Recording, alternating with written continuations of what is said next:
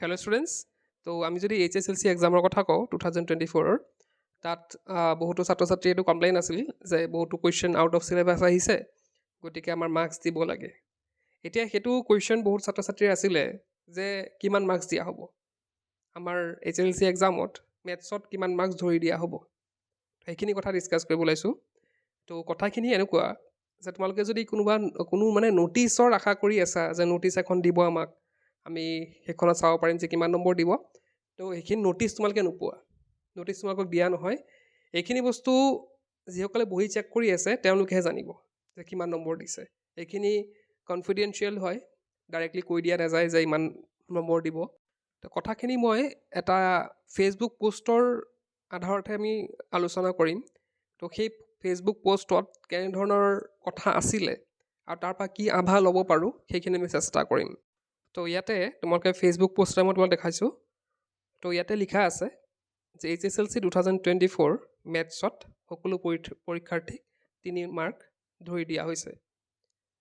তো ফেচবুকত এটা টিচাৰসকল থকা এটা গ্ৰুপতে পাইছোঁ বাৰু সেইটো তো এনেকৈ লিখিছে তো ইয়াৰ যদি কমেণ্টখিনি চাওঁ আমি তো ইয়াতে তোমালোকে যদি কমেণ্টবিলাক চোৱা তো ইভালুৱেশ্যন জোন মেথছত যোৱা সকলক এই 3 নম্বৰৰ বিষয়ে মানে সকলক এই 3 নম্বৰৰ বিষয়ে জনাইছে তো ইভালুৱেশ্যন মানে যোনে চেক কৰিব গৈছিল তেওঁলোকৰ তাৰপিছতে দিছে তো 55 নম্বৰ কুৱেশ্যনৰ এগেইনষ্টত 3 মাৰ্কছ দিয়া হৈছে তো ইয়াৰ পৰা আমি এটা কথা ধৰিব পাৰিছোঁ যে এইখিনিতো এনেই কথাখিনি নাহে তো ইয়াতে যিহেতু আমাৰ শিক্ষকসকলে আছে টিচাৰ্ছসকলে আছে গতিকে